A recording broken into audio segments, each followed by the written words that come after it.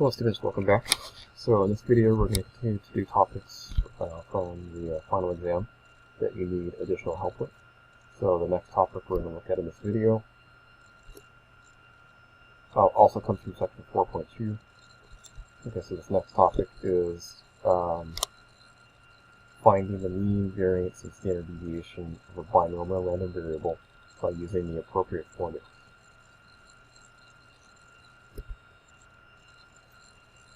Okay, so in section 4.2, one of the topics to talk about is to find the mean, variance, and standard deviation of a binomial random variable.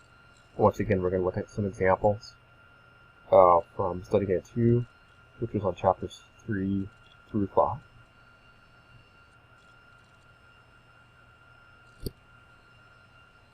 Okay, so the important formulas we're going to use are listed here.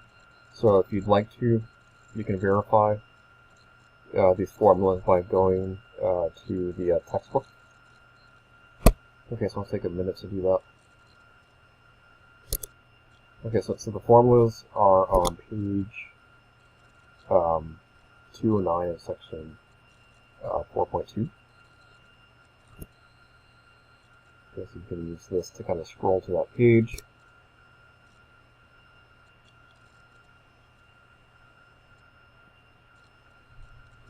And if we don't land on that page, we can use the left arrow or the right arrow as necessary.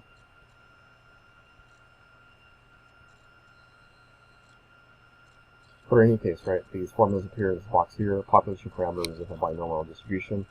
So the parameters are the mean, variance, and standard deviation. So that's where these formulas come from. Okay, and our first example is problem 41 and problem 42 in the study guide. So they both go together. So 41 says, in a recent survey, 80% of the community favored building a police substation in their neighborhood. If 15 citizens are chosen, what is the mean number favoring the substation? So 42 is very similar. It uses the same type of information. So if 15 citizens are chosen, what is the standard deviation of the number favoring the substation? So we'll answer both questions using the appropriate formulas.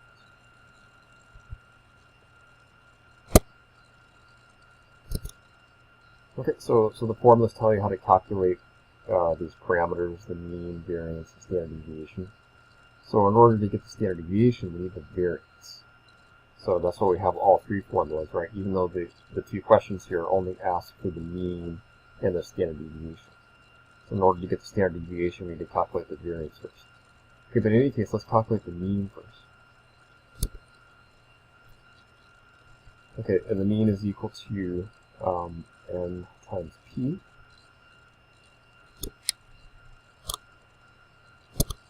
Okay, so remember, n stands for your sample size, right? So n is equal to 15.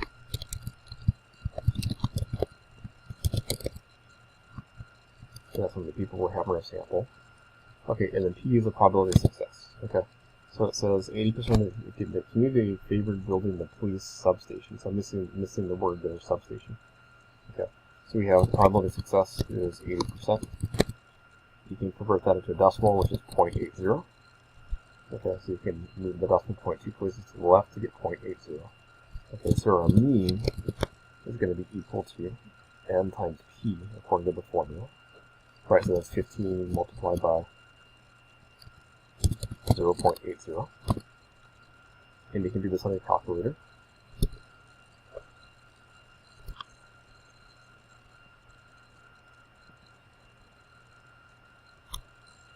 So 15 multiplied by 0.8 is equal to 12, right? So the mean is equal to 12. Okay, so what that means is, on average, right, if you select 15 citizens from this community, on average, about 12 of them will favor building the police substation. Okay, so 12 is the answer to question 41.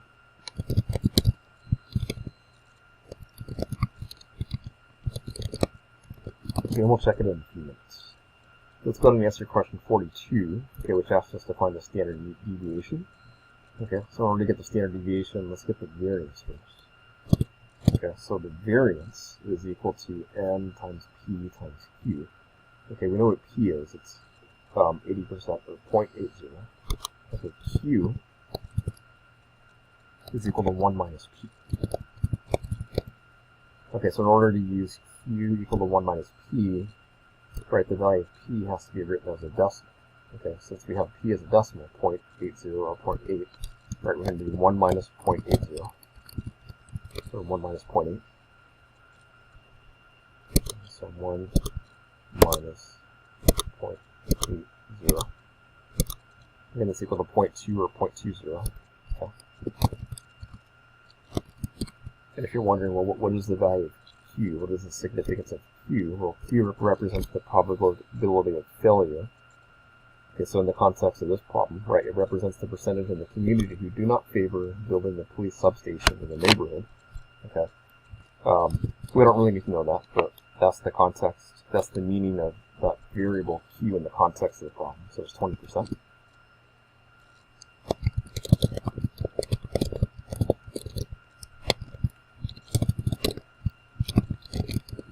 Okay, but we want to keep it as a decimal.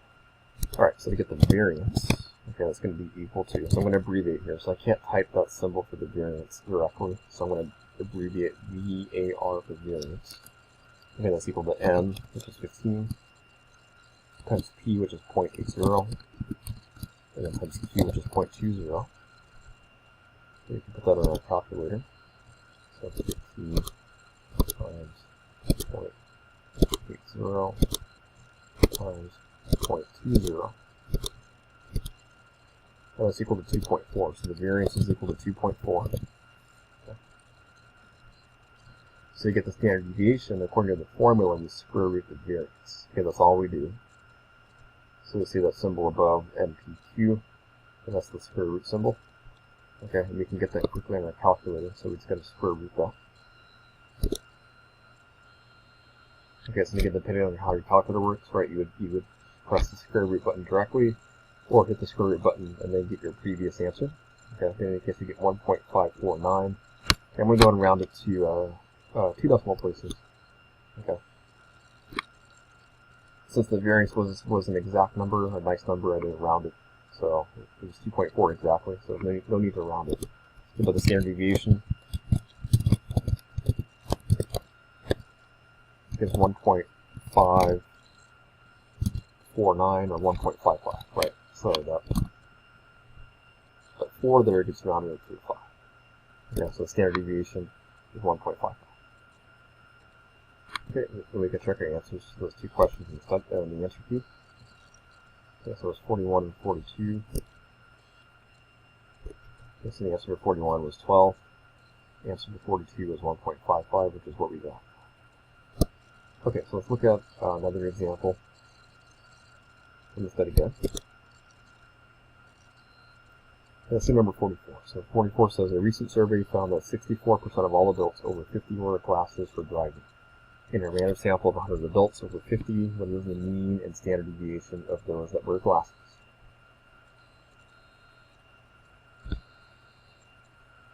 Okay, so if you'd like to, you can pause the video and work out the answers to this question on your own, or you can go ahead and watch. But we're still going to use the same formulas to answer that question. Okay, so the formulas aren't visible, but you can always scroll back up to refer to them. Okay, so I would suggest writing them down on your own piece of paper so you can refer to them. Okay, so we need the values of N, P, and Q. Okay, so that percent there would indicate the probability of success, right? The percent of individuals over 50 who wear glasses for driving. So our probability of success P is 64%. So hopefully by now you know how to convert a percent to a decimal, but that's equal to 0.64.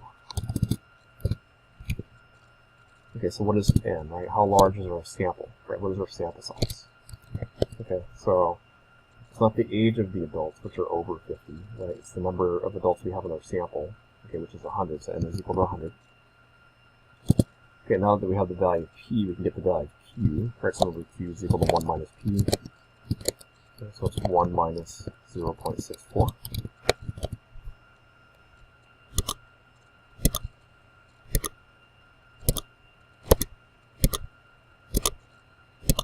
Okay, and that's equal to 0.36. So in the context of this problem, the meaning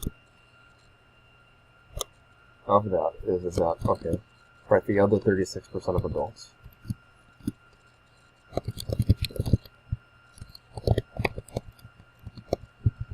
do not wear glasses for driving.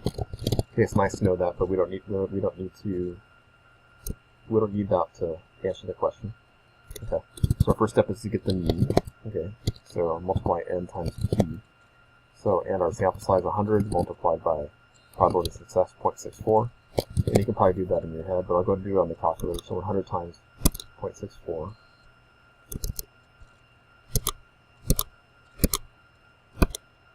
That's equal to 64. And now we're going to get the variance, and this n times p times q. And so that's 100 times 0.64 times 0.36.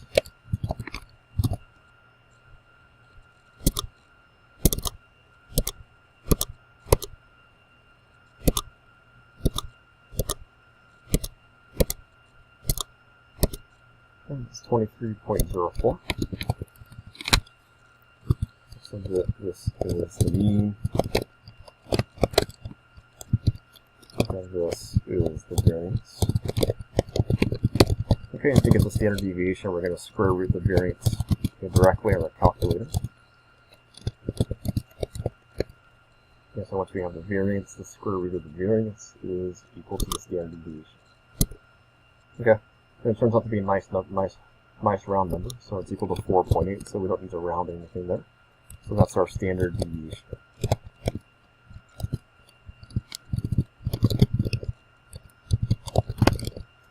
Okay, so that answers question 44. Let's go ahead and check how it answers against the answer key. Okay, so we can see that the mean is 64 and the standard deviation is 4.8, so we can see that we've worked out the problem correctly. Okay, so before we end the video, a question that you may be asked on the final exam about these types of questions, about this topic that we just talked about, finding the mean, variance, or standard deviation of a binomial random variable.